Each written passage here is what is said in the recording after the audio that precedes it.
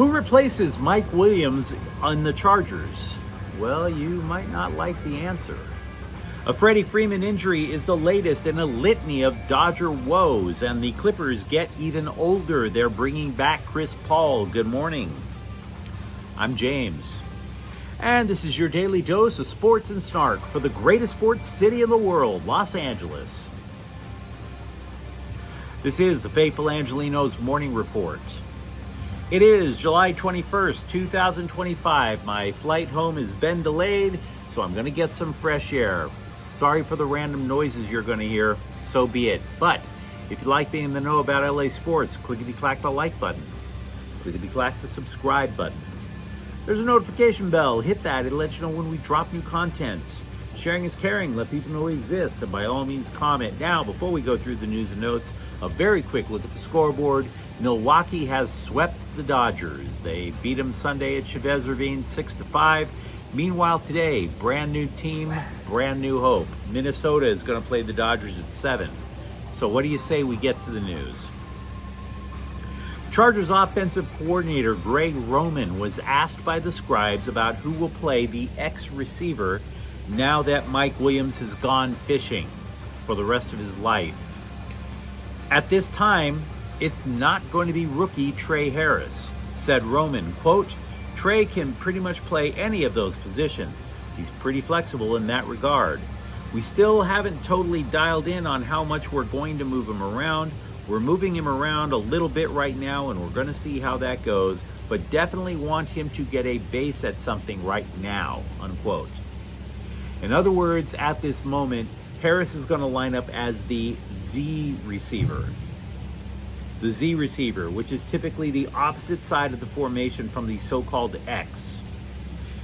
Now, if you're saying, well, I've always heard letters like X, Y, and Z thrown around for a receiver, here's the deal. A so-called X receiver has, much like Liam Neeson in Taken, a very particular set of skills that have been acquired over a very long career, skills that make him a nightmare.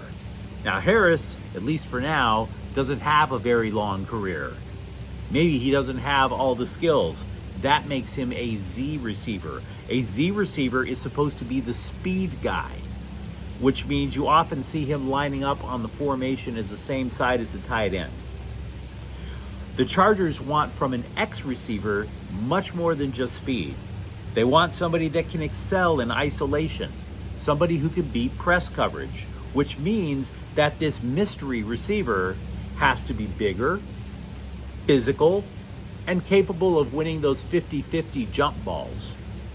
Now, if you're a Bolts fan and you're thinking to yourself, you know, Quentin Johnston hasn't really done any of that in his career, I have some more bad news.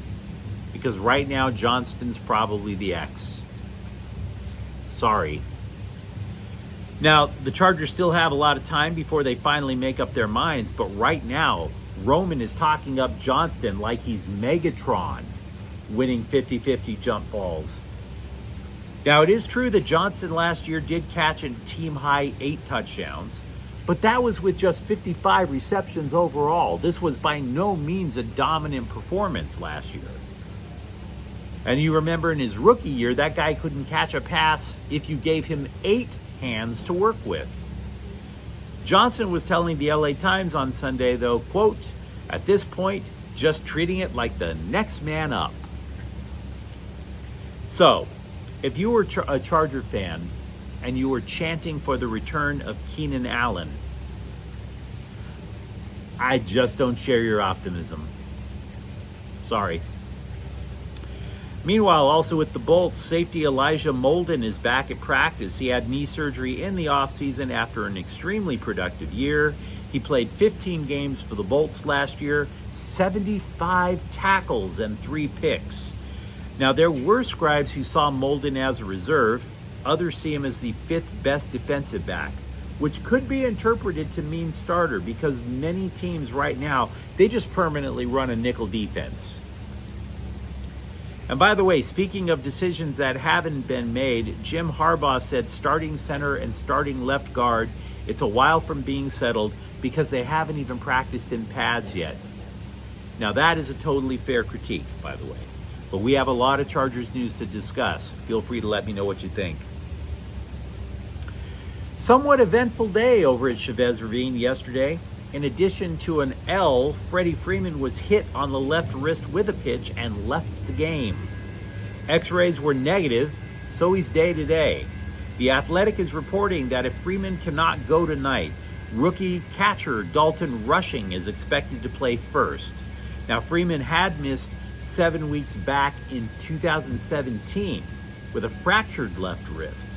So he doesn't have a fracture this time. Obviously, that means Dodgers dodged a bullet.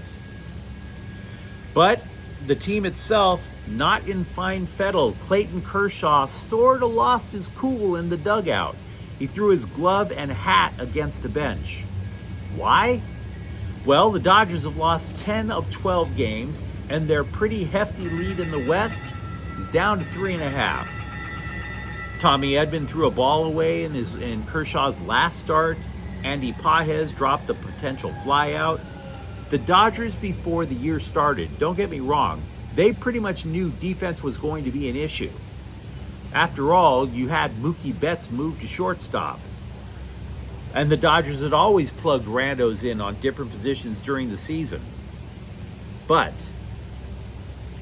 Kershaw hit his breaking point. His words obviously carry weight in the clubhouse, so he's choosing them very carefully.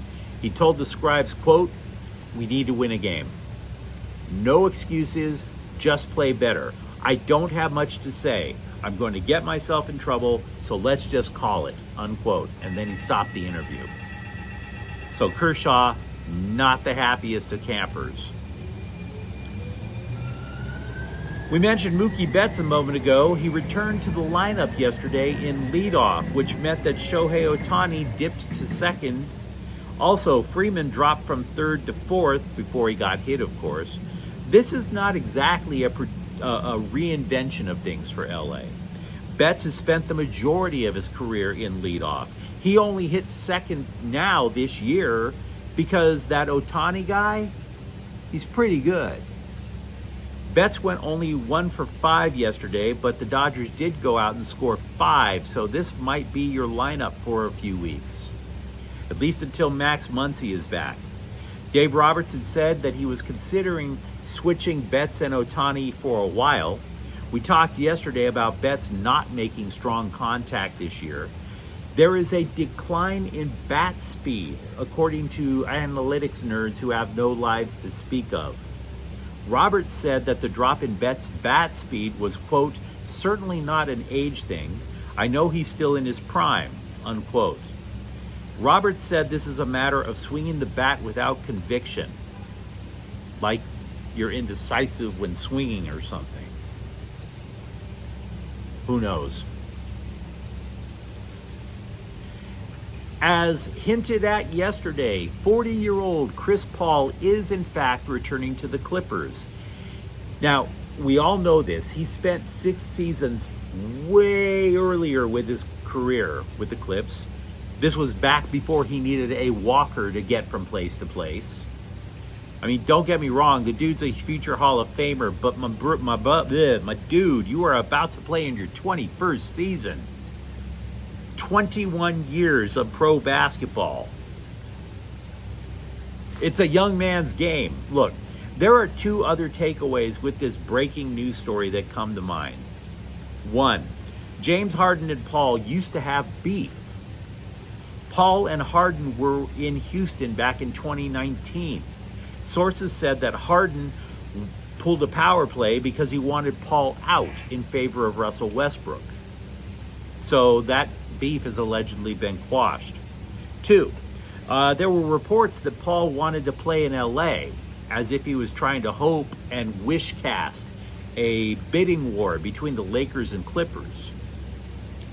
I don't think the Lakers wanted him that bad. The Lakers got pretty young. They wanted to build a team around Luka Doncic, which hinted at something younger. Oh, sure, there was a time the Lakers wanted Chris Paul, but that was back when Obama was president.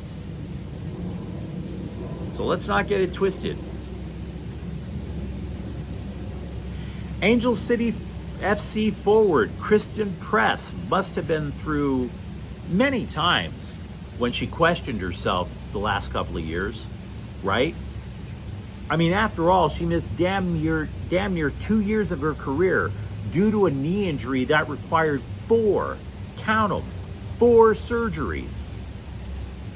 So yeah, you would think she had troubling times, maybe some insecurity. And yet, I wonder if those solitary bouts of self-doubt were anything compared to the mind-bending team meetings that Angel City has with their new coach, Alexander Strauss. Press, a former member of the U.S. women's national team, went on her podcast, which I don't listen to, and is describing how the new guys' film sessions with Angel City are going. These film sessions, you may as well show up stoned. According to Press, quote, he came into a team meeting this morning and he showed a video. He turned on a video of an intersection in India that has no signals, no stop signs, and it just had thousands of cars of people.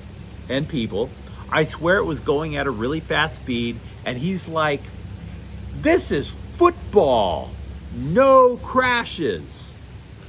Then he goes to the next slide, and it's a migration of birds, and they're flying through the sky, and he's just yelling, this is football. I love this, unquote. That's not football. That's a psychotic break. That is a break from reality. And I do understand Strauss was part of a team that won back-to-back titles in the women's Bundesliga. But if this is his way of coaching soccer, by downloading TikTok clips of randos and showing highlights of Shark Week, I'm going to guess the women's players in Bundesliga won the league more than his coaching decisions. How the hell is that like soccer? It's like, oh look, the praying mantis eats the head off her mate after she gets pregnant. This is football. It's not football. How is that coaching football? Look, how could you be confident in your team with these wacky ass videos being shown for strategy? Where does that work? I hope over at Angel City, I hope they have plenty amounts of benzodiazepine in the locker room. You have to be high to watch some of that. Shake Milton, as previously forecast, was waived by the Lakers in order to make room for Marcus Smart, but that wasn't enough. Another cut needed to be made to fit Smart under the salary cap. Jordan Goodwin last night, because his contract wasn't guaranteed, he got his pink slip. So, 2 guys out, Marcus Smart in. But you let me know what you think in the comments thread. Talk to me about the Chargers receiving situation, because we thought it wasn't going to be resolved, and it damn sure ain't. For that matter, what do you do if Freddie Freeman can't play for a while with the Dodgers? And if you enjoyed the content, don't forget to subscribe to Faithful Angelenos. We're talking LA sports every single day here. Thank you for watching. I'm James. I'll be in a quieter place tomorrow. Faithful Angelenos is a Kian Corte El Queso production. Take care.